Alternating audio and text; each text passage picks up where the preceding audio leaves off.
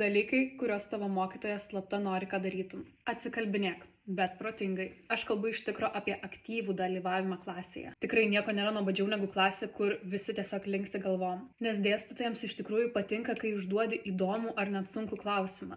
Arba kai argumentuotai nesutinki su jų nuomonė. Nes mokytojams patinka diskusijos. Tai parodo, kad tu iš tikrųjų galvoji, domiesi jų dalyku ir aktyviai dalyvauji pamokoje. Antras dalykas - iš tikrųjų suprask temą. Ne tik žinok atsakymą, bet suprask, kodėl taip gaunasi. Pavyzdžiui, Pitagoro teorema. Aš ją pradėjau suprasti taip.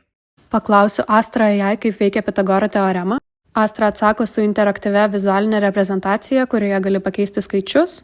Paveiksliukas pasikeis priklausomai nuo tavo nustatymų ir padės tau tą temą suprasti daug geriau. Trečias dalykas - parodyk pastangas, net jeigu ne viską supranti. Mokytojai labai greitai pamato, kas stengiasi. Net jeigu darai klaidų, net jeigu atsakai neteisingai ar užduodi paprastus klausimus, nes jie mato, kad bandai ir kad tau rūpi tobulėti. Tokiems mokiniams jie nori padėti labiau, jie dažnai paaiškina netgi dar kartą, duoda naudingų patarimų ir būna daug lankstesni vertindami, nes jie mato tavo progresą. Ir realiai pastangos daug svarbiau negu talentas.